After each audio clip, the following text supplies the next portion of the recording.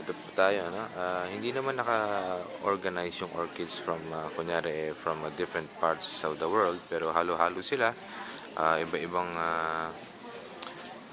growers, ano? Ito po, first time, parang halos dark na dark, halos itim na yung orchid, ano? Yan.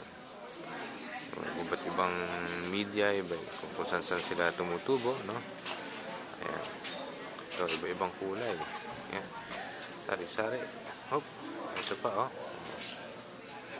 May purple, may white. Parang tao din, ano? Iba-iba.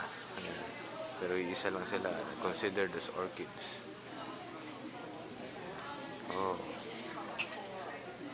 Minsan, nakala mo iba gumamela, hindi pala. Hop. Ito nga, meron din dilaw doon, oh. Tapos, may puti. May halo-halo. So, ito pa isa. Hop.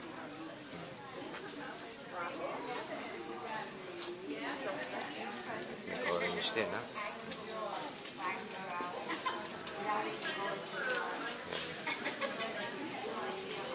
So, bawat part ng mundo merong kanya-kanyang sariling orchid.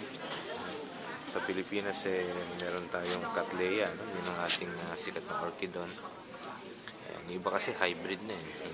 Ito parang ginagawa pang parang bonsai, yung iba maliit. Ayan lang po, at marami pa, no? At sige po, at salamat sa pagpapanood, at kita tayo ulit.